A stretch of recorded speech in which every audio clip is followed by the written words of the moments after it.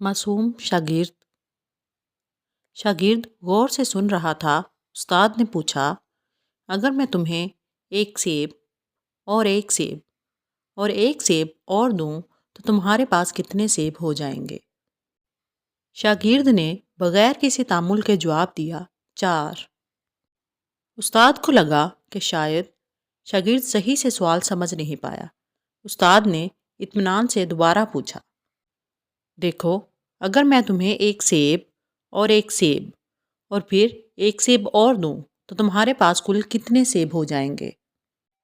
شاگرد سوچنے لگا اور کچھ دیر سوچنے کے بعد بولا، 4۔ اب استاد کچھ حیران ہوا اور اسے غصہ بھی آیا، مگر اس نے دوبارہ سوال کیا۔ اب کی بار شاگرد نے استاد کے چہرے پر پھیلی مایوسی دیکھتے ہوئے کافی سوچ کر جواب دیا اور کہا، 4۔ دفتن استاد کو یاد آیا کہ شاگرد کو لیچی پسند ہے، ہو سکتا ہے اسے سیب پسند نہ ہو اور اس وجہ سے وہ سوال پر فوکس نہیں کر پا رہا۔ لہٰذا استاد نے پوچھا، اچھا بتاؤ، اگر تمہیں ایک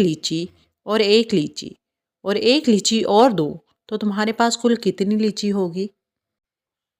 شاگرد نے سوچ کر جواب دیا اور سوالیہ انداز میں کہا، 3۔ بالکل ٹھیک، استاد نے خوش ہو کر کہا اور پھر پوچھا کہ بتاؤ، اگر میں تمہیں ایک سیب اور دوں تو تمہارے پاس کل کتنے سیب ہوں گے؟ 4۔ شاگرد نے جواب دیا۔